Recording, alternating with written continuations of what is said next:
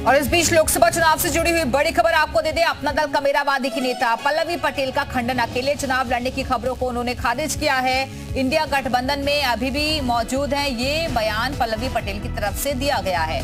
3 सीटों पर अपना दल कमेरावादी ने उतारे हैं प्रत्याशी। फूलपुर, कौशाम्बी, मिर्जापुर सीट पर चुनाव लड़ेगी पार्टी।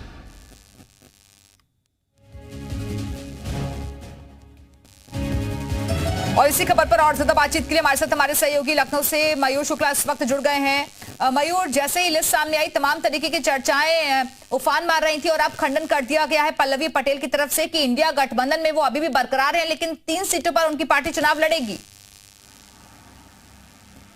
देखिए, बिल्कुल ये समझने वाली बात है। ये तो 2 तरीके की बातें हो गई कि एक तरफ आप इंडिया गठबंधन में भी हैं, दूसरी तरफ आपने समाजवादी पार्टी से बगावत कर रखी है। राज्यसभा चुनाव में ही जब इनके तेवर सामने आए थे, जब सपा के खिलाफ इन्होंने वोट करने की बात कही थी, तो तभी इस बात का अंदेशा था कि कहीं ना कहीं इस तरीके का कदम पल्लवी पटेल उठा सकती हैं। समाजवादी पार्टी अखिलेश यादव से वो खुश नहीं है और कल वो देखने को मिला। फूलपुर, मिर्जापुर और कौशाम्बी, वो खुद कौशाम्बी की सिराथू सीट से विधायक हैं समाजवादी पार्टी के सिंबल पे, और अब वो खुद समाजवादी पार्टी के खिलाफ खड़ी हो गई हैं। सबसे दिलचस्प सीट जो इस बार लोकसभा चुनाव में उत्तर प्रदेश में है वो अब मिर्जापुर की हो गई है, जहां पर दोनों पल्लवी पटेल, अनुप्रिया पटेल एक दूसरे के खिलाफ लड़ती हुई नजर आएंगी। वहीं समाजवादी पार्टी ने भी राजेंद्र बिंद को वहां से चुनाव लड़ने के लिए खड़ा कर दिया है। तो ऐसे में बड़ा दिलचस्प हो गया है कि इंडिया गठबंधन में ही यहां पर फूट नजर आ रही है। एक तरफ वो जो सबसे प्रमुख पार्टी है उत्तर प्रदेश में इंडिया गठबंधन की, समाजवादी पार्टी, उसके खिलाफ आप खड़ी है, चुनाव लड़ रही है। दूसरी तरफ आप कह रही हैं कि दिलचस्प मुकाबला होने जा रहा है। अनुप्रिया पटेल के सामने पल्लवी पटेल चुनावी मैदान में होंगे और समाजवादी पार्टी ने भी अपना कैंडिडेट यहां से